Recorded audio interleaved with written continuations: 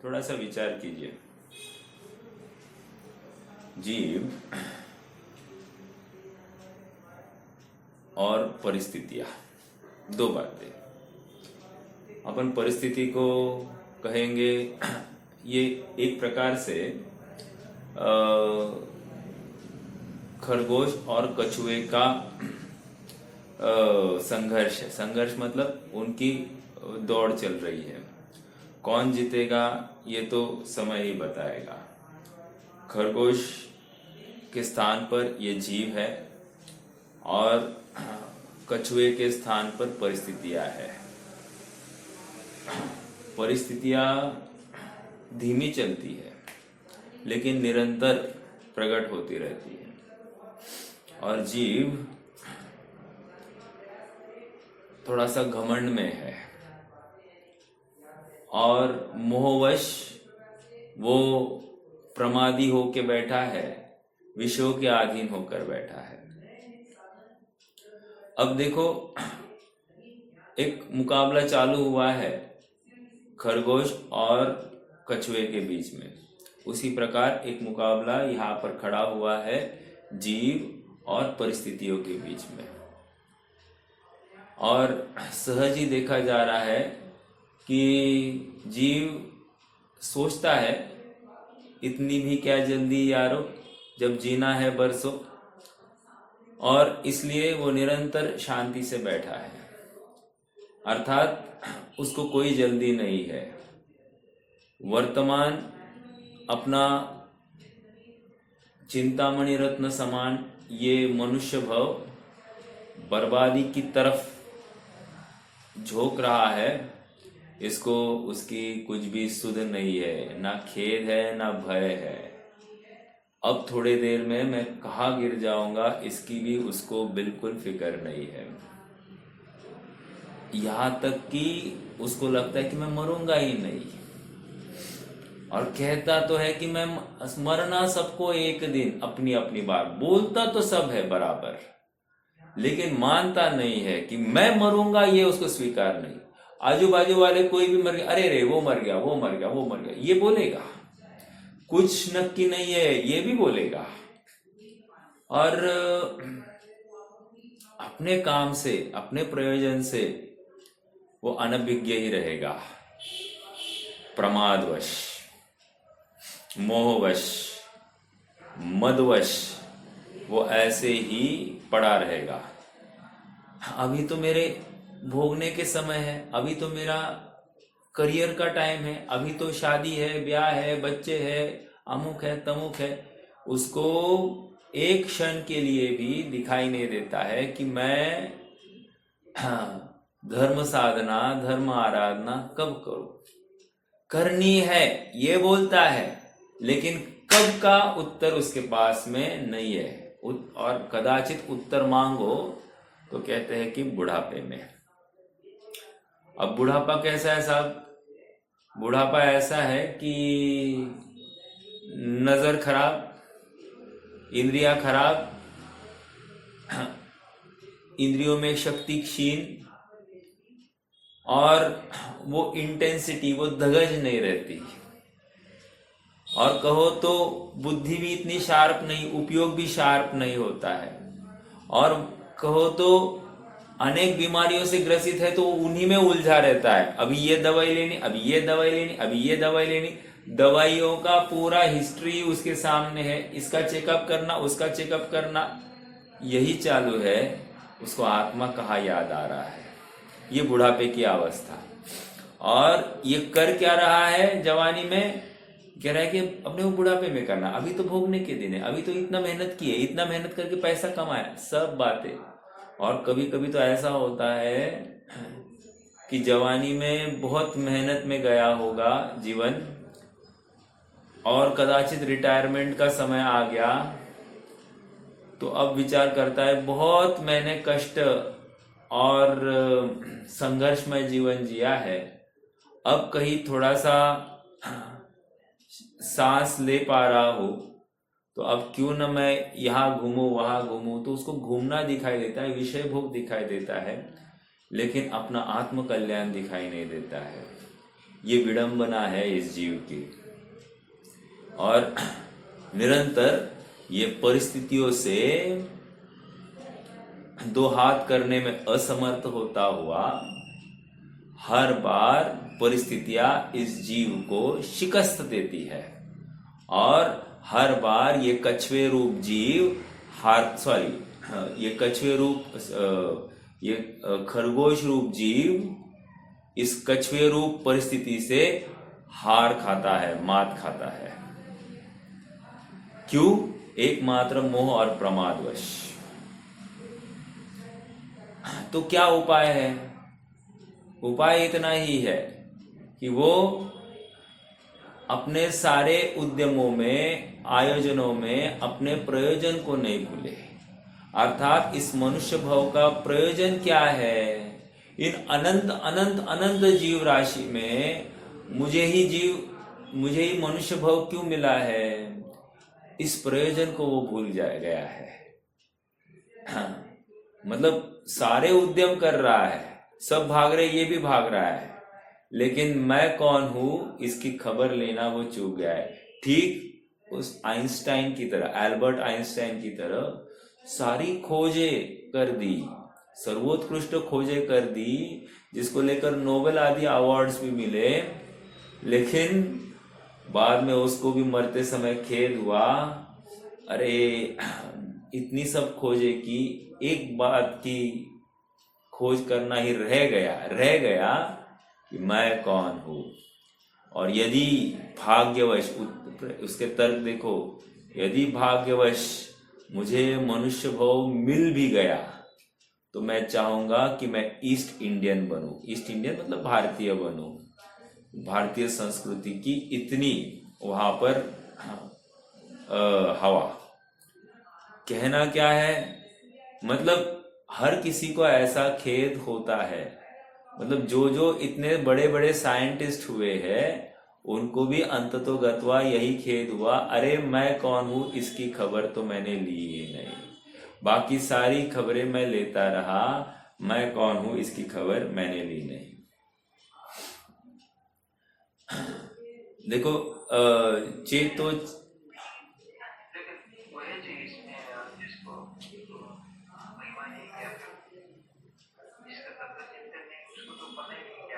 बराबर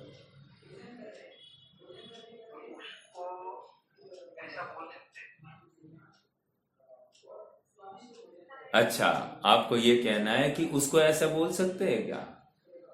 क्यों नहीं बोल सकते हैं? देखो, जिसको तर्क देकर,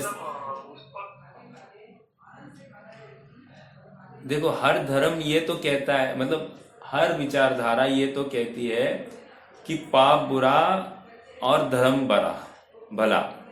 अब धर्म किसको कहते हैं ये अलग बात है, सुनना थोड़ा सा। धर्म, वे पुण्य को धर्म कह रहे हैं और पाप को अधर्म कह रहे हैं, सीधी सी बात, उनका इतना ही हिसाब है। और अपने यहाँ पर क्या है, अपनी विचारधारा में पुण्य और पाप एक समान, अधर्म और एक शुद्धात्मा का अनुभवन, वही सच्चा धर्म। कदाचित वे मेडिटेशन के नाम पर कह भी देते हैं कि शून्य अवस्था या निरावलंबी अवस्था, ये सब कहते हैं, बट फिर भी वे पुण्य को हे कहा मान रहे हैं। समझ में आ रहा है क्या? पुण्य उपादेय है ऐसा ही मानते हैं। समझाने की बात इतनी ही है कि इतनी सी बात तो हर किसी जीव को समझाई जा सकती है, छोटे से छोटे बच्चे को, कि पाप बुरा है और पुण्य भला है, और पुण्य करने से धर्म होता है, पाप करने से अधर्म होता है। इतनी बात तो सबको, मतलब पाप से हटाने के लिए तो सबको प्रेरित किया जाता है। हाँ, और इसलिए अपने यहाँ पर भी अनुष्ठान तो ऐसा ही, समाधि तंत्र में बात ऐसी आई है। पूज्यपाद स्वामी कहते हैं क्या,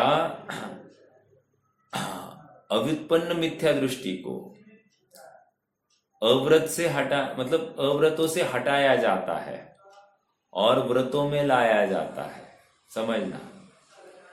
और फिर एक बार व्रतों में आ गया ये जीव, तो उसको व्रतों से हटाया जाता है और पुनश्च अव्रत में उसको स्थापित किया जाता है।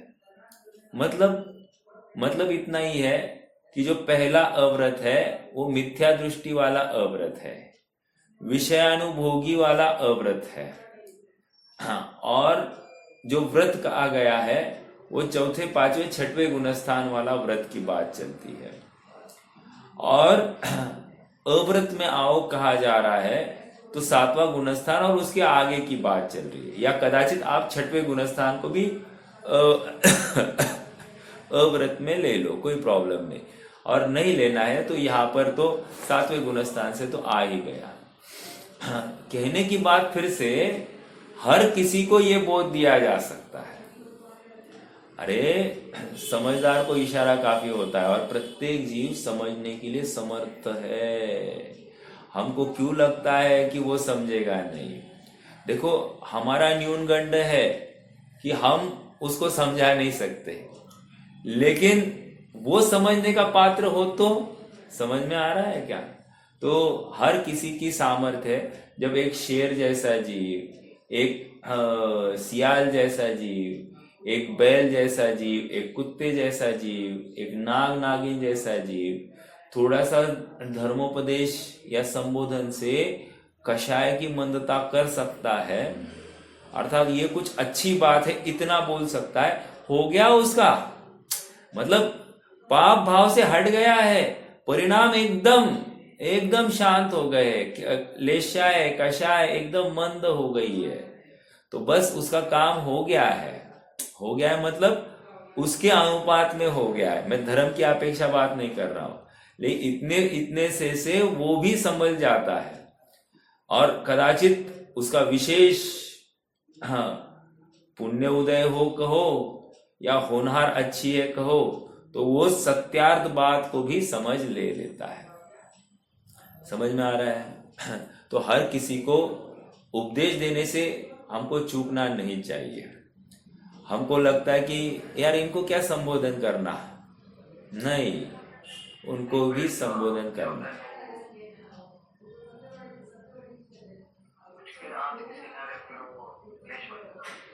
हाँ, देखिए मैं आपको बताता हूं। आप अगर विषय भोगों में ही प्रवृत्ति रखते होंगे आप स्वयं, तो आपकी इमेज जो है ना, तो लोग आपसे इस प्रकार के वचनों की अपेक्षा नहीं रखेंगे। Fact is this. और यदि आप स्वयं विरक्त हो गए हैं, मतलब सामाजिक अपने उत्तरदायित्व से आप बिल्कुल समाज में जाना आना आपका नहीं के बराबर, या गए तो भी अपने कारणवश स्वाध्याय देवदर्शन आदि की अपेक्षा बाकी यहाँ वहां की लौकिक चर्चा या अर्थकारी चर्चा आप नहीं करते होंगे, और अगर चर्चा का प्रसंग पड़ा तो स्वाध्याय की या शंका समाधान की ही चर्चा होती होगी, तो आपसे कोई ये अपेक्षा नहीं रखेगा। मतलब आप अगर कुछ कहो तो सामने वाला बुरा नहीं मानेगा। समझ में आ रहा है क्या? तो आप अपना स्टेटस कैसे मेंटेन करते हो उसके अनुसार भी बातें होती है। अगर आप अन्य जैसा ही आपका प्रवर्तन है विषय भोगों के या स्वच्छंदता वाला, तो फिर कदाचित आप ये बात कहो तो उनको हजम नहीं होगी, क्योंकि आपके मुंह में वो शोभा ही नहीं देता, आपका जीवन ही नहीं बोल रहा है। बात किसकी है? जिसका जीवन वैसा है वही ऐसा उपदेश दे सकता है। जिसका जीवन ही नहीं है वो कैसे उपदेश दे सकता है? तो फिर आपको जो प्रॉब्लम आ रहा है ना, ये आपका थोड़ा जीवन सुधर जाए मतलब थोड़ा बहुत विरक्ति की तरफ झुक जाए, स्वयं सब आपकी बातें मानने चालू कर दे। आप देखो तो सही करके, अनुभव करो, और इसके लिए सब कुछ छोड़ने की अपनी तैयारी होनी चाहिए। सब छूटेंगे, सब टूटेंगे, ये भी अपनी तैयारी होनी चाहिए। सब बुरा मानेंगे, ये भी तैयारी होनी चाहिए। लेकिन आपको किसी का बुरा नहीं लगना चाहिए कि उनको बुरा लग रहा है। समझ में आ रहा है क्या? आप सबके हितैषी है, इतने में ही आपको समाधान होना चाहिए। ठीक है?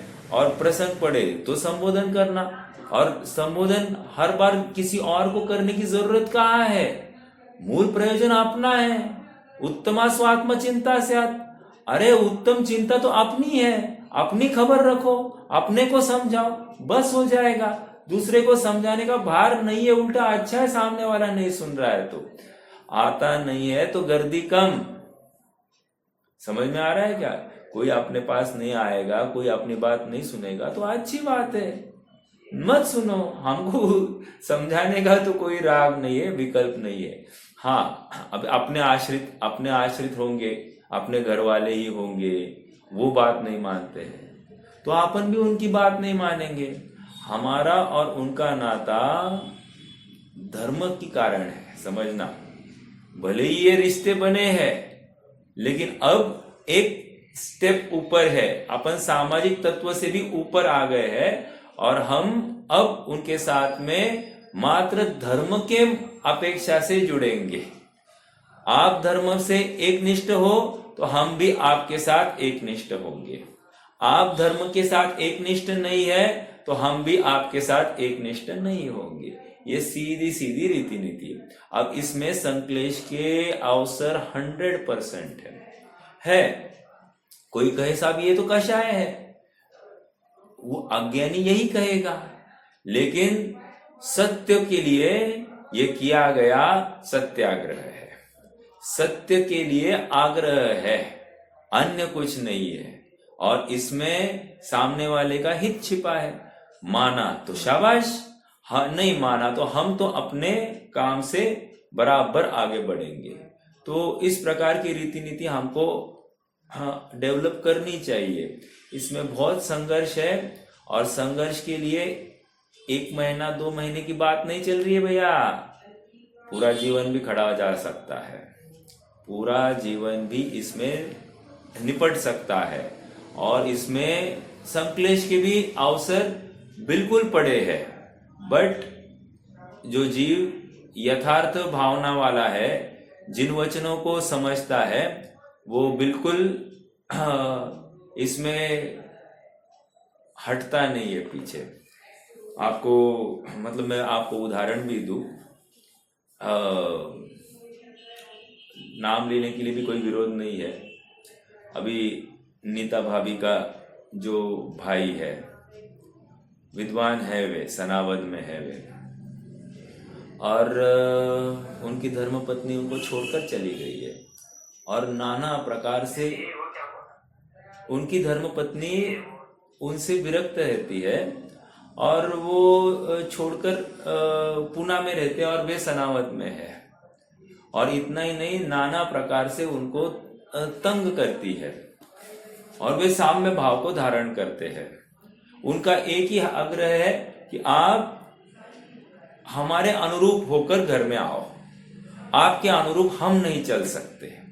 आपकी विषयाभिलाषा, भोग प्रवृत्ति, इसमें अब हमारा मन नहीं लगता।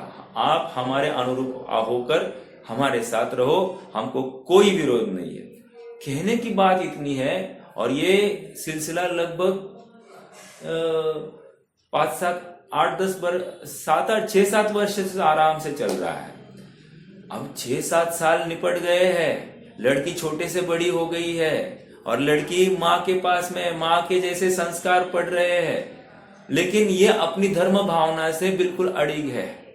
इन्होंने माता पिता को, दादी को, सबको पूरे अपने दिगंबर आमनाय के ही संस्कार दिलाए और उसी में ही प्रवृत्त कराए। जीवन एकदम सादगीमय, सरलतामय और एकदम व्यवस्थित चल रहा है। मुझे कहना यह है कि ऐसे प्रतिकूल प्रसंग आएंगे, सामने वाला विरोध करेगा और विरोध कहाँ तक, कोर्ट मैटर हो सकता है, आपको जेल भी जाना पड़ सकता है, सब हो सकता है। कौन कह रहा है नहीं हो सकता? बट अपनी भावना तो उज्जवल रखनी ही पड़ेगी ना। फल तो अपने परिणामों का मिलता है, डर के अपने को थोड़ी काम होने वाला है। समझ में आ रहा है? और लोग ताने मारते तो मारने दो, इसके ऊपर लोग करेंगे क्या, लेकिन जिनवानी क्या कह रही है, जिन वचन क्या कह रहे हैं, इसका विचार होना चाहिए। समझ में आ रहा है क्या? तो कोई सुनता नहीं है तो हमको भी उनका सुनना नहीं है, हमारा भी उसके साथ कोऑपरेटिव कोई संबंध नहीं होगा। समझ, कोऑपरेशन का संबंध कब है? जब आप धर्मानुकूल हो, कॉपरेशन का संबंध नहीं, क्यों कब नहीं रहेगा? जब आप धर्मानुकूल नहीं रहेंगे। हमारी भी यही रीति नीति है, इसलिए हमारे घर में भी बहुत संघर्ष होता है। अभी ये आपको लगता होगा everything is fine in my house, ऐसा कुछ नहीं है। अरे पूरे संघर्ष के ही माहौल होते हैं, हर घर में ऐसे ही चलता है। लेकिन अपनी भावना सच्ची है और धर्म की रक्षा के लिए, धर्म के अनुरूप की है, तो उसमें बुरा कुछ नहीं है। समझ में आ रहा है क्या? किसी को लगा ये संक्लेश है तो संक्लेश है। हाँ ठीक है, चलिए। नहीं मतलब मैंने आपको, हाँ अरे आपको नाम से क्या करना है, आपको उदाहरण से प्रयोजन था। हाँ मिले होंगे, लेकिन आप देखो, मैं भी यही सोचता हूँ। मतलब मान लो मैं किसी का प्रवचन सुन लूं, तो मुझे विकल्प आता है कि ये किसकी बात करते होंगे, लेकिन हमको किसकी बात कर रहे उससे ज्यादा हमारा उदाहरण से हमारा प्रयोजन की सिद्धि हो रही कि नहीं, इसमें ध्यान जाना चाहिए। बराबर, ठीक है, कोई भी हो XYZ, बट कहने की बात इतनी है। हाँ नीलेश भैया ही है, लेकिन कहने की बात इतनी है कि ये अपने सामने जीते जागते उदाहरण है। कितना संघर्ष में और कितना संक्लेश की अवसर है। आप विचार करो, धर्मपत्नी आपने अनुकूल नहीं है, हाँ, माता पिता कदाचित थोड़े बहुत अनुकूल है, सब अपने जितने भी परिकर परिजन है सब अपने को कोसते हैं, धर्मपत्नी को ऐसा छोड़ा, ये किया है, वो किया है, अपने कर्तव्य से विमूढ़ हो गया, ये सब बातें सुनाते हैं। समझ में आ रहा है क्या? और फिर भी धर्म में अड़िग और वहां पर डट कर खड़ा रहना, बहुत बहुत पेशेंस और बहुत बहुत बल लगता है। साधारण बात नहीं है, विचार करना। और इसके लिए, और मुझे अच्छे से याद है, प्राथमिक भूमिका में मेरे पास में जब आते थे नीलेश भैया, तो कहते थे कि आप जितने, मुझे ब्लंटली कहते ना कि ऐसा करना अपने उनके साथ में, घर वालों के साथ वैसा करना, तो मैं नहीं कर सकता, ये मैं नहीं कर सकता, वो ऐसा स्पष्ट कहते थे। लेकिन कालांतर में उन्होंने स्वीकार किया कि यही रुख अपनाना होगा, अन्य कुछ भी नहीं है, क्योंकि हम किसी का बुरा करते नहीं, ना करना चाहते हैं।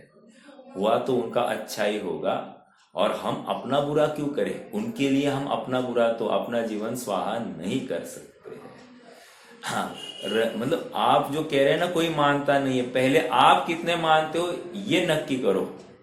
आप यदि 100% स्वयं से कन्विंस्ड हो तो औरों की बात करेंगे, अगर आप ही नहीं मान रहे हैं तो औरों की बात क्या करनी। समझ में आ रहा है क्या? तो पहले तत्वज्ञान अपने लिए, उसके बाद में औरों के लिए। ठीक है। एक छंद था, मुझे बहुत अच्छा था, लग रहा था, वो छंद भी मैं अभी कह ही देता हूं। ये चेतो चेतो आराधना में उसका छंद है। पाकर किंचित अनुकूलताए व्यर्थ मत फूलो। समझ में आ रहा है? बहुत जबरदस्त बातें हैं। पाकर किंचित अनुकूलताए व्यर्थ मत फूलो, है पराधीन आकुलता मैं नहीं मोह में भूलो। ये अनुकूलताएं भी पराधीन है, आकुलता का कारण है, और ये मोहवश ये जीव भूल जाता है कि ये अनुकूलता सुख का कारण नहीं, दुख का कारण है। समझ में आ रहा है? आगे ध्रुव चिदानंदमय तो अब करना क्या? ध्रुव चिदानंदमय आत्मा लक्ष्य करो अविरल। अविरल मतलब नॉन स्टॉप, निरंतर ध्रुव आत्मा का ही चिंतन करना। विचार तो करो, ध्रुव आत्मा का चिंतन करना कोई साधारण, अपन अपने ऊपर विचार लगाए ना कि मुझे दिन भर में आत्मा का कितनी याद आती है। मैं भगवान बनना चाहता हूं कि नहीं? हाँ मैं भगवान बनना चाहता हूं। Okay okay good good. तो तुझे भगवान बनना चाहता है तो तुझे अब उस भगवती मार्ग पर चलने वाले जो पंच परमेष्टि है उनमें से किसकी किसकी याद आती है? साहब सुबह सुबह ही आती है, उसके बाद में नहीं। एक चलो ठीक है, उनकी याद नहीं आती, तो तुझे आत्मा की याद तो आती होगी। हाँ साहब, कभी कभी नमोकार मंत्र फेर लेते। हम नमोकार मंत्र की बात नहीं करें, आत्मा की बात करें। आत्मा याद आता है क्या? आत्मा याद आता है मतलब, अरे तुझे अभी तक आत्मा मतलब क्या ये समझाना है। आत्मा मतलब वो आत्मा का स्वभाव, वह आत्मा जो ज्ञान स्वभावी है, आनंद स्वभावी है, नित्य है, अनादि निधन है, एक है, अखंड है, अनंत गुणों का पिंड है, अजर अमर पदार्थ है, वो जन्मा ही नहीं है, मरेगा भी नहीं। ये संयोग उसमें प्रवेश ही नहीं कर सकते, ये रोग आदि उसमें प्रवेश ही नहीं कर सकते। त्यागोपादान शून्यत्व शक्ति से युक्त है। ऐसे अनंत अनंत अनंत शक्तियों का महासमुद्र, ऐसा वो रत्न चिंतामणि, ऐसा वो रत्नाकर, वो मेरा शुद्धात्मा, वो निरंतर सुख सुख प्रदान करने के लिए तत्पर है। ऐसा आत्मा तुझे याद आता है क्या? ये तो मैंने पहली बार सुना है। यही तो हम कह रहे हैं, फिर तुझे भगवान बनना कैसे है और कौन सा भगवान बनना है? भगवान कैसे, ये तुझे स्वीकार कैसे हो रहा है? तुझे भगवान क्यों बनना है, ये प्रश्न ही खड़ा होता है ना। फिर आप पकड़ रहे क्या? इसका मतलब हमको लक्ष्य, आत्मा का लक्ष्य होगा, मतलब हमारे परिणाम किस जाति के होंगे। लक्ष्य आत्मा का होगा मतलब हमारे परिणाम विरक्ति वाले होंगे। समझ में आ रहा है क्या? प्रवृत्ति वाले नहीं होंगे। प्रवृत्ति मतलब विषय भोगों में प्रवृत्ति, ऐसा बिल्कुल भी नहीं होगा। तो ध्रुवचिदानंदमय आत्मा लक्ष्य करो अविरल, देखो देखो यह जीव की विराधना का फल। अब देखो आगे, पुण्यों की तृष्णायतनता अबाधित जानो। क्या कह रहे हैं फिर से? पुण्यों की तृष्णायतनता अबाधित जानो, मतलब अरे पुण्य में तृष्णा बढ़ती है। तृष्णा काय की तृष्णा? वो पुण्य में विषय भोगों को भोगने की तृष्णा बढ़ती है। अब कोई कहे साहब पैसा क्यों कमाना? तो स्टेटस होता है, एक तृष्णा बढ़ गई है स्टेटस के पीछे, इसको मान कषाय वर्त है ना, ये तृष्णाएं तनता है। एक मान लो पैसा क्यों कमाना? बच्चों की शादी ब्याह जोर शोर से करनी है, धमाधम बहुत जबरदस्त करनी है। डेस्टिनेशन कौन सा? डेस्टिनेशन वेडिंग होता है ना, ऐसा करना है वैसा करना है। ये क्या है? तृष्णाएं तनता है साहब।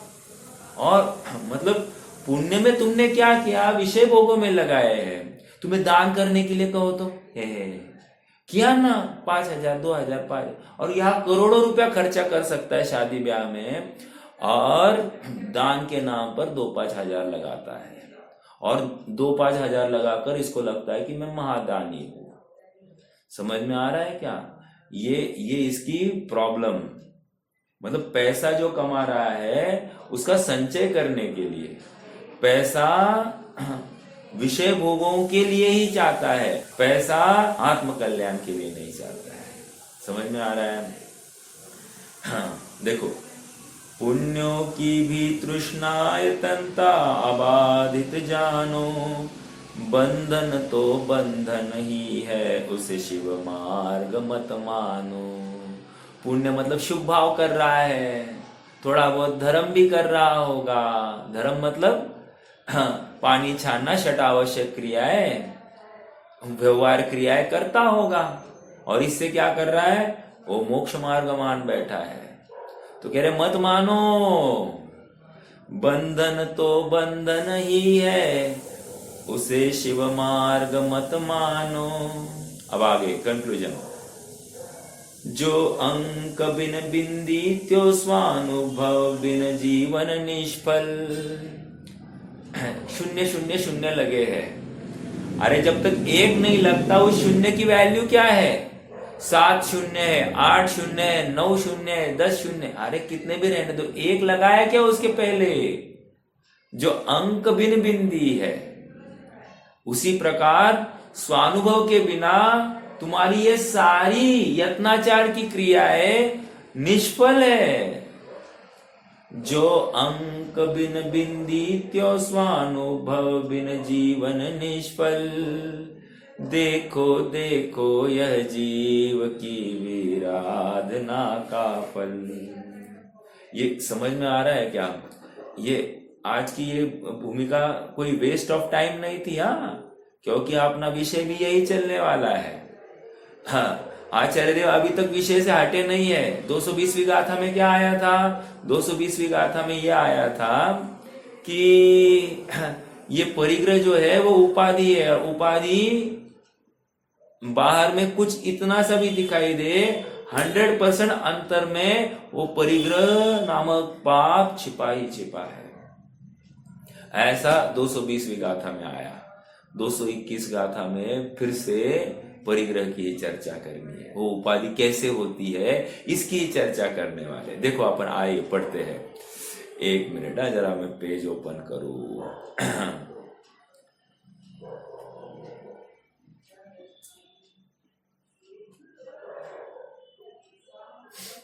हाँ जी, कल हमने ये जयसेन स्वामी के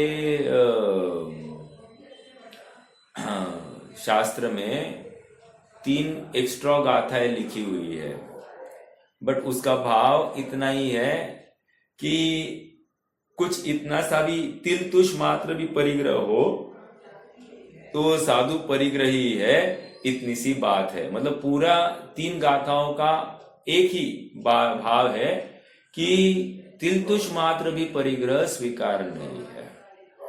हाँ, यहाँ पर एक भी हमको क्रय विक्रय वाला व्यवस्था दिखाई दी इस मुनिराज के सामने, तो कह रहे वो साध रहा है, वो साधना कर रहा है, आत्मा आराधना कर रहा है। तो आत्मा आराधना के लिए इन पराये क्रय विक्रय के साधनों की आवश्यकता नहीं है।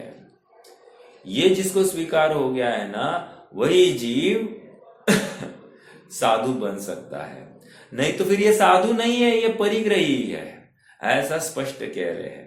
चलो अब यहां पर 221 गाथा में आ जाइए। पेज नंबर है 73, 73 पेज पर आ जाइए। देखो 220वीं गाथा में यह कहा गया है कि उपदि अर्थात परिग्रह का निषेध अंतरंग छेद का ही निषेध है। समझ में आया? मतलब क्या? हाँ, बाहर में परिग्रह नहीं है तो हम ऐसा मानेंगे कि अंदर में भी परिग्रह नहीं है। बाहर में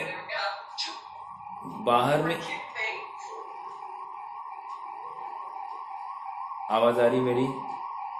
बाहर में ये इतना सा भी परिग्रह होगा, किंचित मात्र भी, तिल तुष मात्र भी, तो कह रहे यस, ये मुनिराज, ये साधु, ये परिग्रही है। समझ में आ रहा है क्या? एक कठोर बात है, आपने को हल्के में मत लेना। मतलब एक एक चीज आप थोड़ा सा विचार करना है इसके ऊपर। चलो पहले गाथा पढ़ेंगे, फिर नहीं तो मैं इसी में अटक जाऊंगा। हाँ, अंतरंग छेद का निषेध है। और अब इस 221वीं गाथा में उपदि एकांतिक अंतरंग छेद है। एकांतिक अंतरंग छेद है मतलब क्या? समझ में आ रहा है क्या? अरे छेद महापाप है, ये समझा रहे हैं। पातक है, पातक। मतलब अक्षम्य अपराध है। आप समझ रहे हैं? अक्षम्य अपराध किसको कहते हैं? जिसको क्षमा नहीं किया जा सकता, ऐसा अपराध है। हमको इतना इजीली लगता है हाँ छेद है, हाँ ये छेद नहीं है, बट आप भाव भाषण करके देखिए छेद मतलब क्या। एक एग्जाम्पल देते, कोई डॉक्टर है, डॉक्टर ने गलती से कोई दवाई खराब दी होगी, गलत दवाई दी होगी, और वो पेशेंट को रिएक्शन कर गया, डॉक्टर को कितना खेद होगा। समझ में आ रहा है क्या? कदाचित इसमें उसकी प्रैक्टिस भी, मतलब गलती अगर पकड़ी गई तो प्रैक्टिस भी चली जा सकती है, ऐसा कुछ हो सकता होगा प्रावधान। मुझे क्या कहना है, तो उस क्रिया संबंधी डॉक्टर को खेद होगा कि नहीं। एक, हम गाड़ी चला रहे हैं और गाड़ी चलाते समय हमारा ध्यान दूसरी जगह गया और अचानक सामने कोई व्यक्ति आ गया और उसको हमने उड़ा दिया। मेरा प्रश्न है, अपराध है कि नहीं है? खेद होता है कि नहीं? अपराधी मैं हूं, ऐसा लगता है कि नहीं? बिल्कुल लगता है। तो ये इसको कह रहे खेद, छेद, छेद। तुमने जो कार्य कर रहे थे वो कार्य यथार्थ रूप से नहीं किया, यही छेद है, अपराध है। समझ में आ रहा है? अपराध किसको कह रहे हैं? कोई इंजीनियर होगा, वो कोई पार्ट बना रहा होगा और पार्ट बनाते बनाते उसने गलत काम किया, गलत काम करने से सब कुछ बिगड़ गया। अब उसको खेद होगा कि नहीं? फिर से दोबारा वही काम उसको दोबारा करना है, इसके लिए खेद होगा। बट खेद होगा कि नहीं? होगा। समझ में आ रहा है? अर्थात वो गलती, वो अपराध, इसका खेद होता ही होता है। समझ में आ रहा है? इसी प्रकार मुनिराज अब एक व्यापार कर रहे हैं। कौन सा व्यापार? शुद्ध आत्मा का अनुभव करने का, भोगने का व्यापार कर रहे हैं। तो अब क्या होगा? अब कह रहे हैं कि वो निरंतर आत्मा को ध्याएंगे। हाँ, तो आत्मा को नहीं ध्याएंगे तो क्या होगा? छेद होगा। तो ये छेद जो है ये अपराध। एक, अब इस छेद की यहां पर बात नहीं चल रही। यहां पर क्या कह रहे हैं? बाहर में कुछ वस्तु के प्रति आसक्ति है, अर्थात किसी वासना है किसी पर वस्तु के प्रति। तो कह रहे वो जो वासना है और उसके पीछे तुमने जो कोई उपकरण हासिल किया है, ये उपकरण जो हासिल किया है यही परिग्रह है और ये आत्मा का छेद किए बिना नहीं हो सकता। समझ में आ रहा है? अपराध है ये, ऐसा।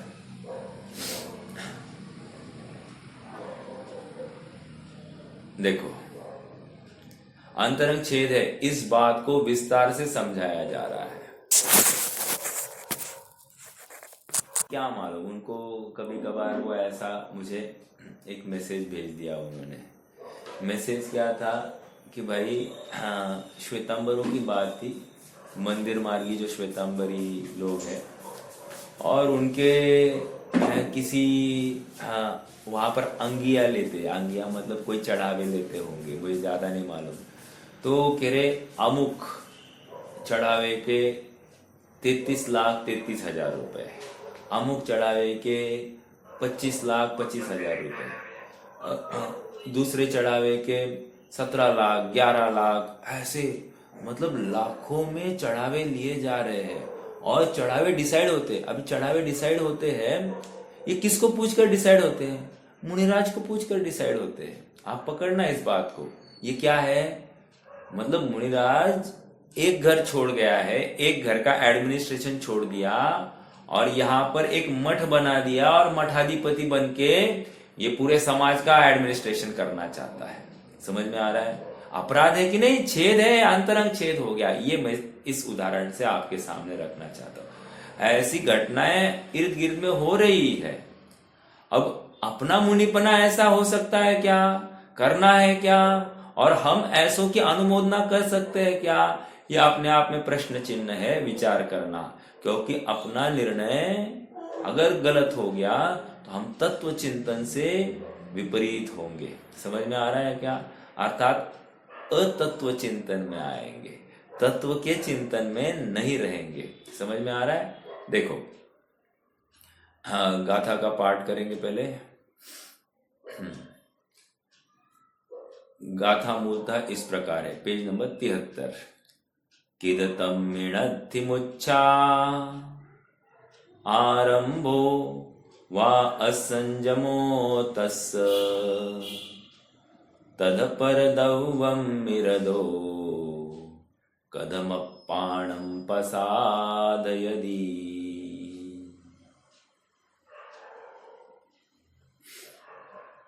देखो, इसका हिंदी अनुवाद करेंगे। उपधि के सद्भाव में आरंभ मूर्छा असंयम हो, फिर ये हो ऊपर लेना है फिर से। उपधि के सद्भाव में आरंभ मूर्छा असंयम हो, फिर कहो पर द्रव्य रत निज आत्मा साधे किस तरह। भाव देखते हैं। किद तम्मिणथि मुच्छा, प्रश्न कर रहे हैं कि उसकी मूर्छा किस प्रकार नहीं हो सकती है। किद तम्मिणथि मुच्छा, किस प्रकार वो मूर्छा नहीं है, ये आप बताओ। आरंभो वा असंजमो तस्य, जो आरंभ में और असंयम में या किसी पर द्रव्य में रत है। तीन बातें, आरंभ व असंयम और किस संबंधी, पर द्रव्य संबंधी, उसमें वो रत है। तो अब फिर से प्रश्न कह रहे, कदम कदम अपाणम पसाधयति, तो कह रहे वो किस प्रकार वो साधु अपने आत्मा को प्राप्त कर सकता है, साध सकता है। पसाधयति अर्थात साध सकता है, चहु ओर से प्राप्त कर सकता है। समझ में आ रहा है? देखो, जिसको तन से जिसका ऐक्य नहीं हो, सुततीय मित्रों से कैसे एक।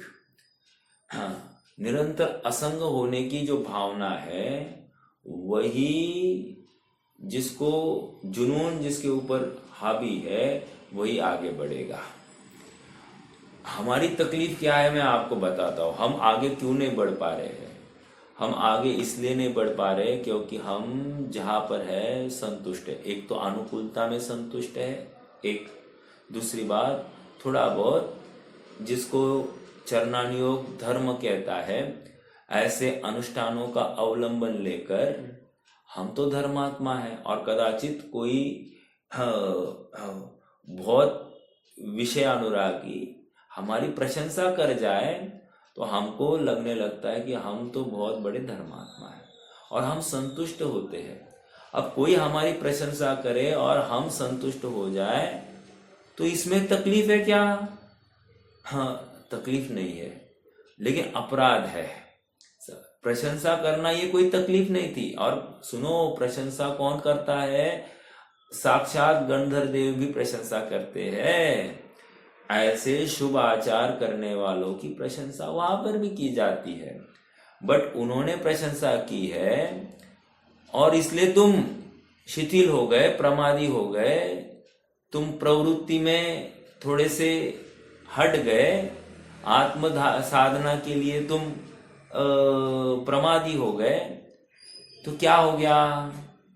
ये तो तुमने अपराध किया, अपने पैर पर घाव मार दिया। हाँ, तो प्रशंसा अच्छी थी या बुरी थी? प्रशंसा अच्छी ही है, क्योंकि अच्छे को अच्छा ही कहा जाएगा। लेकिन प्रशंसा के वचन सुनकर तुम आगे नहीं बढ़े, ये बुरा है। समझ में आ रहा है? तुम्हारी शुद्धात्मा की प्राप्ति में प्रवृत्ति नहीं हुई, ये बुरा है। समझ में आ रहा है? मुझे क्या समझाना है? मुझे यही समझाना है कि ये जीव क्यों आगे नहीं बढ़ा। और क्यों? क्योंकि उसको निरंतर परद्रव्य अच्छा लग रहा है। जिसको परद्रव्य अच्छा लगे उसको स्वद्रव्य अच्छा लगता ही नहीं है। एक अच्छा उदाहरण सुनाता, मैं उदाहरण सुनाऊं आपको। दो उदाहरण है और वो उदाहरण से यहाँ पर अपन घटित करेंगे, मतलब ये मूर्छा क्यों पड़ी है। पहला उदाहरण दिया है, मान लो आप किसी दुकान के बाहर जाओ और वहां पर आप देखो वो सेठ जो है वो पैसे गिन रहा है, धड़ाधड़ धड़ाधड़ धड़ाधड़। सुनार का दुकान हो तो वो सेठ को क्या लगेगा, ये इधर क्यों देख रहा है? पकड़ना इस बात को, ये इधर क्यों देख रहा है? जरूर इसके मन में कुछ तो खोट है, राइट? ऐसा लगेगा कि नहीं लगेगा? पहला अर्थात ये कुछ न कुछ गलत करने की बुद्धि से ही यहां पर देख रहा है। लगेगा कि नहीं लगेगा? एक दूसरा उदाहरण, मैं उदाहरण दे रहा हूं, आपको सिद्धांत घटित कराना है ना। कोई शीलवती महिला है, sorry I am very sorry, कोई महिला है, शादीशुदा है, और वो किसी पर पुरुष के पास विकृत नजर से हाव भाव करती हो, तो उस पुरुष को क्या लगेगा? ये विकृत महिला है, ये कुशीली है, राइट? लगेगा कि नहीं लगेगा? अर्थात ये विकारी ही है, ये शीलवती नहीं है। बराबर है? दूसरा उदाहरण दिया। अब मुझे आप मुझे इसका सिद्धांत घटित करके बताइए। कोई प्रयास कर सकता है?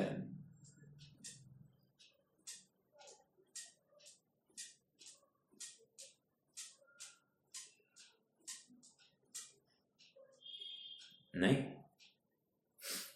अरे सीधी सी बात है, यहां पर एक शब्द आया है, देखो, परदव्वमी। क्या आया? परदव्वमी रदो। अरे ये जीव भी क्या कर रहा है, ये परद्रव्य के पास टकटकी लगाकर विकृत नजर से देख रहा है। समझना इस बात को। देखो मैं उदाहरण जो दिए हैं बराबर अभी यहां पर बैठेंगे।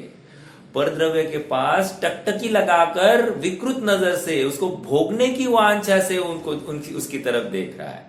अब परद्रव्य को क्या लगेगा? ये विकारी है, ये अपने स्व का छोड़कर मेरे पास देख रहा है, मुझे भोगने की वांछा करता है, ये विकारी है, ये कुशीली है, ये इसी को यहाँ पर ये मूर्छित हुआ है, मुझ में मूर्छित हुआ है, ये परद्रव्य का अभिलाषी है, स्वद्रव्य का अनाभिलाषी है।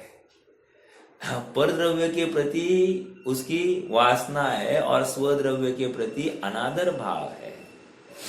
समझ में आ रहा है क्या?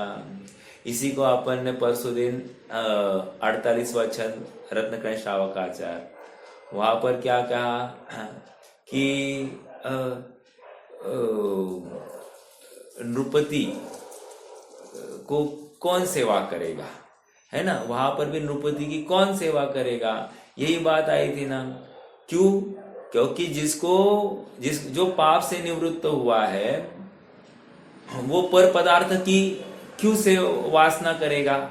उसी जिस प्रकार कोई किसी के पास भरपूर है, उसको राजा की तरफदारी करने की आवश्यकता ही क्या है? जिसके पास अपना ही बहुत कुछ है वो राजा से क्या अपेक्षा रखेगा? अर्थात कोई अपेक्षा नहीं रखेगा। उसी प्रकार जो अपने में संपूर्णता देखता है, परिपूर्णता देखता है, जो स्वयं को स्वयंभू देखता है, जो स्वयं को भगवान देखता है, जो स्वयं को भगवान से कम देखता ही नहीं है, वो अन्य की अपेक्षा क्या रखेगा और क्यों रखेगा? अन्य की अपेक्षा मतलब परद्रव्य, राइट?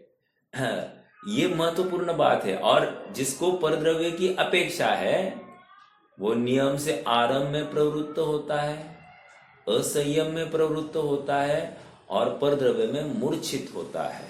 अर्थात पर के बिना अपना कुछ चल नहीं सकता, ये उसको निरंतर लगता है। समझ में आ रहा है? उसको बिल्कुल खेद नहीं है कि मेरी परद्रव्य में ये भूमिका में ये करना ही पड़ता है। इसको कर्तृत्व का भाव आता है, इसको खेद भाव नहीं आता है। अरे करना पड़ रहा है लेकिन ये अपराध है, मैं ये करता नहीं, कर सकता नहीं, ऐसा इसको नहीं लगता। जैसे भोजन करता नहीं, कर सकता नहीं, ये तो भूमिका में इसके बिना नहीं रहा जा रहा है, तो मैं ये भोजन ले रहा हूं लेकिन मैं इससे जीता नहीं, इतना तो विचार आता। अपने भगवती स्वरूप का इतना विचार करने के लिए बहुत पौरुष चाहिए, ये समझाना है। और अगर तुझे ऐसा विचार नहीं आ रहा है तो तू परद्रव्य में मूर्छित हुआ है, तू आराम से युक्त है, तू असंयम से युक्त है। और ये किसको कह रहे हैं? मुनिराज को कह रहे हैं। अब जब मुनिराज को, जो विषयों में लगे हुए होंगे, उनकी ये कह रहे हैं, तो हमारी आपकी क्या बात, जो गृहस्थी में बैठे हैं। देखो सच्ची मुनि दशा कैसी अद्भुत है। उनसे कौन सा पाप होता होगा, थोड़ा विचार कीजिए ना। अपने पास कपड़े हैं, राइट, उनके पास कपड़े भी नहीं है नहीं है, ठीक है। हाँ, तो कपड़े खरीदने का, कपड़े के लिए पैसे कमाने का कोई जरूरत है नहीं है। तो उस आराम से बचे कि नहीं बचे, अर्थात पाप से प्रवृत्ति हटी कि नहीं हटी? बिल्कुल हटी। समझ में आ रहा है क्या? कपड़ा, एक कपड़ा भी कितनी तकलीफ खड़ी कर रहा है। दूसरी बात, कपड़े लाएंगे तो कपड़े धोने पड़ेंगे कि नहीं साहब? हाँ धोने पड़ेंगे। धोने के लिए पानी छानना पड़ेगा ना? हाँ छानना पड़ेगा। छानने के बाद में उसकी मर्यादा करनी पड़ेगी ना? करनी पड़ेगी। उसमें हिंसा होगी ना? होगी। अभी मुनिराज के पास में कपड़े नहीं है तो कपड़े धोने की गरज है क्या? नहीं है। समझ में आया? अब तीसरी बात लीजिए। मुनिराज को आहार की व्यवस्था श्रावक के अपने लिए बनाए गए भोजन से होती है, और श्रावक अति उत्साह से, उल्लास से उनको समर्पित करता है। ऐसा नहीं है अरे आ गए अभी आज कम भोजन करना पड़ेगा, ये ऐसा नहीं है। अहोभाव, प्रसन्न धिया, प्रसन्न मन से वो ही अर्पित कर रहा है। उसको लगता है कि मानो मुझे अरबों खरबों की लॉटरी लग गई है, मुनिराज मेरे घर आए हैं। तो ऐसे अहोभाव हमको आता ही नहीं तो हमको मुनि बनने की भावना ही नहीं है। मुनि बनने की जिसको भावना नहीं, वो भगवान बनने का भी इच्छुक नहीं है। समझ में आ रहा है क्या? जिसको जैन दर्शन पढ़ना है उसको एक मुनिराज के दर्शन करने चाहिए। जिसको सिद्धों का स्वरूप समझना है उसको एक मुनिराज का दर्शन करना चाहिए। समझ में आ रहा है? उनके दर्शन में सब कुछ आ गया। अब थोड़े ही काल में ये सिद्ध होने वाले हैं। ये जीता जागता वस्तु स्वरूप है कि परद्रव्य मुनिराज को सुख का कारण नहीं, न दुख का कारण है, कुछ नहीं है, बस साम्य। इसलिए उन सबके प्रति साम्य भाव है। पर से जिसका ऐक्य नहीं हो। समझ में आ रहा है क्या? पर अपने लिए कुछ कर सकता है, अपने लिए अच्छा है, ये बात ही नहीं है। बहुत गंभीर है। मैं आपको बताऊं, मतलब लोग किस किस जाति की सलाह देते हैं। रोहित भैया आप कह रहे थे ना, लोगों को ये सलाह सुहाती नहीं है। आपको बताओ, अभी अभी लोग मुझे इतनी सलाह देने लग गए हैं, मैं परेशान हो गया हूँ।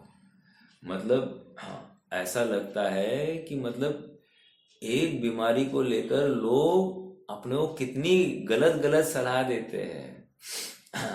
बट मुझे इतना ही समझाना है कि सुखी होने के लिए एक जिनवानी के उपदेश के कहे अनुसार अनुभवन किए बिना अन्य कोई भी रास्ता नहीं है। हम सोचते हैं कि शरीर ठीक है तो हम सुखी होंगे, हम सोचते हैं कि हम शरीर ठीक है तो धर्म कर पाएंगे, लेकिन सच्ची भावना वाला है उस अवस्था में शुद्धात्मा को ध्याकर सुखी होता है। हमको अगर हम वैसा प्रवृत्ति नहीं कर पाए तो एटलीस्ट खेद तो बरतना चाहिए ना। सच्चे मार्ग का, सच्चे वस्तु स्वरूप का निर्णय करके एटलीस्ट खेद तो बरतना चाहिए। ये भी नहीं बरतता है, करना पड़ता है कि कर। वो हमारा कर्तृत्व बुद्धि वहां पर जगती है, स्वामित्व बुद्धि जगती है। परद्रव्य को भोगने के लिए हमको किंचित भी खेद नहीं होता है, तो हम कितने आराम में और असंयम में प्रवृत्त हो रहे हैं। जीव दया नाम की कोई चीज है कि नहीं है? इसकी हमको खबर ही नहीं है प्राणी संयम नाम की चीज है कि नहीं है। षट आवश्यकों में बताई है और गृहस्थ इनको दिन रात आए दिन करता है। क्या करना पड़ता है कहकर इसको कर्तृत्व भाव है, खेद नहीं है। और ये बहुत बड़ी गलती है। देखो, करना पड़ता है, कोई पुरुषार्थहीनता या शरीर में एकत्व ममत्व के कारण करता होगा, लेकिन इसकी वजह से धर्म गलत नहीं है। आप पकड़ना, धर्म को बदनाम नहीं होने देना। और अक्सर होता ये है, ये बहुत धर्म का करते हैं ना, इसलिए हो गए बीमार। समझ में आ रहा है क्या? ये सबसे बड़ा अपराध है, धर्म को गलत नाम देना, अर्थात धर्म करने की वजह से ये बीमार हो गया। ये सब कुछ ठीक खाता, स्वस्थ रहता कि नहीं? अरे भाई साहब, तुम्हारे कर्म का उदय क्या सो रहा है क्या? कर्म का उदय सो रहा है क्या? उदय जब तक खड़ा है तब तक तुम्हारा फल सामने है, और उदय जैसे शमित हो गया फल गायब। ये बात है। फिर उसमें निमित्त नैमित्तिक संबंध बाकी सब बातों का हो जाता है। डॉक्टर का होना, दवाई का होना, जो कुछ है वो निमित्त नैमित्तिक संबंध है, कर्ता कर्म संबंध नहीं है। कर्म के उदय में ये सब संयोग दिखाई देंगे, ये कर्म का कर्तृत्व दिखाई दे रहा है। कर्म खड़ा है, इसकी वजह से जीव को दुखी होना पड़े, ये थोड़ी बात है। समझ में आ रहा है क्या? जीव स्वयं में दुखी हो रहा है और नाम उल्लेख कर्म के ऊपर कर रहा है। हाँ, उसको अपने स्वभाव का विश्वास नहीं है, भ्रांति हो गई है, इसलिए तो ये परद्रव्य की तरफ देखता है और आरंभ और असंयम में प्रवृत्ति कर रहा है। ये इसकी तकलीफ है। आप समझ रहे? इसी को परिग्रह कह रहे हैं। उपधि, ये परिग्रह कैसा है, इसकी बात चल रही है। हाँ जी, समय तो हो गया है, थोड़ा सा पढ़ लेते हैं।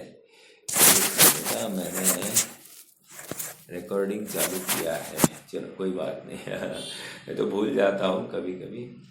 उपधि के सद्भाव में मुनिराजों के मूर्छा, आरंभ या असंयम न हो। मैं ये कह रहा था, मुनिराजों को कपड़ा धोने के लिए नहीं लगता, कपड़ा खरीदने के लिए नहीं लगता, उनको चश्मा नहीं है तो चश्मे के लिए उनको जरूरत नहीं, उनके पास टीथ ब्रश नहीं है, उनके पास दंत मंजन नहीं है, उनके पास क्या बताओ आपको, चप्पल नहीं है, उनके पास छाता नहीं है, उनके पास घर नहीं है। तो इन संबंधी सभी आरंभ और असंयम से बचे कि नहीं बचे हैं? उनके पास कोई डॉक्टर नहीं है उनको सलाह देने के लिए। अब मान लो कोई B12 कम हो जाए, विटामिन कम हो जाए, तो डॉक्टर आने वाला है क्या उनके पीछे? I we want to check you. ऐसा नहीं है ना। डॉक्टर आ गया और इसको अच्छा लगा, हाँ डॉक्टर ने आकर मुझे पूछा, साता पूछी, अरे बाबा ये बोलेगा ये सच्चा मुनिपना नहीं है, परिग्रह है, उपधि है, असंयम है। साक्षात तुम आरंभ के लिए आतुर हो, तुम आत्मा के लिए आतुर नहीं हो, ये स्पष्ट दिखाई दे रहा है। मुनि अवस्था अद्भुत है, सिद्धों के कैटेगरी में रखा है अपन ने। सिद्ध कैसे है? हाँ, सिद्ध मतलब वो हट गए हैं, सभी संयोगों से पार हो गए हैं, पूर्ण सुख में लीन है, तो उनके जैसा ही सुख ये भोग रहे हैं, उनके जैसा ही आत्मा में ये निरंतर रमने की ही चेष्टा करते हैं। हाँ, आत्मा के अलावा अन्य कुछ भी सुहाता नहीं है। कैसी वो अद्भुत दशा होगी। हमको कोई इष्ट चीज, मान लो हमको कोई चीज प्राप्ति की तीव्र इच्छा है, तो हमको दिन रात क्या सताता है? वही चीज सताती है कि नहीं? बिल्कुल सताती है। उसी प्रकार मुझे अभी किसी का फोन आया, और फोन आया तो उन्होंने कहा कि उनका लड़का थोड़ा बहुत शेयर मार्केट में कुछ करता है, तो उन्होंने कहा कि उसको कहता क्यों नहीं है कि अभी शेयर मार्केट अच्छा नहीं है तो मत करना। मुझे क्या कहना है, मतलब ये उनको सता रहा है ना विकल्प, तो विकल्प सता रहा है तो बराबर उसको निरंतर याद रखते हैं। मुझे तो ये कहना है। उसी प्रकार हमको कोई विकल्प सताता होगा तो हमको निरंतर हमारी धारणा में वही रहता है, आत्मा नहीं रहता। जिसको आत्मा इष्ट लगता है उसको बाकी जगत के कोई भी विकल्प सामने आते नहीं, आए तो भी देखे सुने अनसुने कर देता है, देखे अनदेखे करता है। समझ में आ रहा है क्या? उसको कोई भी विकल्प प्रभावित करने में समर्थ नहीं है। एक छंद याद रखना, मैंने उस दिन भी कहा था, ब्रुवन्नपि न ब्रूते गच्छन्नपि न गच्छति स्थिरीकृतात्म तत्वस्तु पश्यन्नपि न पश्यति। देखते हुए नहीं देखता, बोलते हुए नहीं बोलता और चलते हुए नहीं चलता, और अपनी वस्तु में स्थित होने के लिए वो एकदम इस प्रकार से मस्त है अपनी वस्तु के लिए कि उसको बाकी जो कुछ हो गया है, बोल गया तो क्या बोल दिया उसको याद नहीं, चला तो कब चला कैसे चला ये उसको खबर नहीं, और देखा तो कब देखा और क्या देखा उसको उसकी भी खबर नहीं है। और सुनो, उनकी ईर्या समिति है, भाषा समिति है, और क्या है, ब्रुवन्नपि भाषा समिति गच्छन्नपि न गच्छति और स्थिरीकृतात्म तत्वस्तु पश्यन्नपि न पश्यति, अर्थात देखने की। तो वहां फिर से ईर्या समिति लेंगे, क्योंकि आंखों से 4 हाथ जमीन और 25 हाथ जमीन देखकर चलते हैं। एक प्रश्न है, चलो समय तो हो गया है, अभी आपको जस्ट एक प्रश्न पूछ लूं, ये 4 हाथ जमीन और 25 हाथ जमीन का क्या